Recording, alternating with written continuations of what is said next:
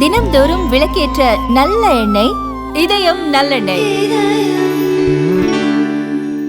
சபரிமலை ஐயப்பன் கோவிலில் தங்கம் மாயமான விவகாரம் தொடர்பாக அதிர்ச்சிகரமான தகவல் வெளியாகியுள்ளது. தொழிலதிபர் விஜய் மல்லையா 1999ஆம் ஆண்டு நன்கொடையாக வழங்கிய 30 கிலோ தங்கம் கோவிலின் கருவறை மற்றும் துவாரபாலகர் சிலைகளில் பீடங்களில் பயன்படுத்தப்பட்டது.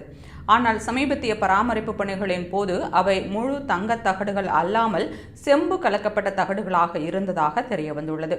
42.8 கிலோ எடையில் இருந்த தகடுகளில் சுமார் 4 கிலோ தங்கம் மாயமானதாக கூறப்படுகிறது.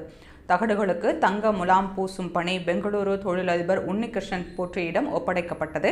அவர் தெரிவிக்கையில், எனக்கு கொடுக்கப்பட்ட ஆவணத்தில் தகடுகள் செம்பால் ஆனவை என்று குறிப்பிடப்பட்டிருந்தது.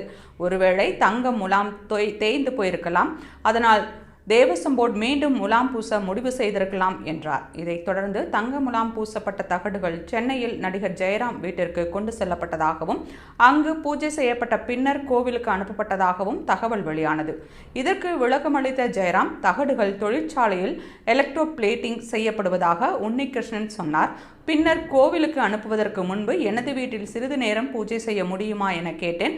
ஒப்புதல் கிடைத்ததால் தகடுகள் வீட்டிற்கு கொண்டு வரப்பட்டு பூஜை செய்யப்பட்டு உடனே அனுப்பி வைக்கப்பட்டன. இதற்காக நான் எந்த தொகையும் வழங்கவில்லை என்றார்.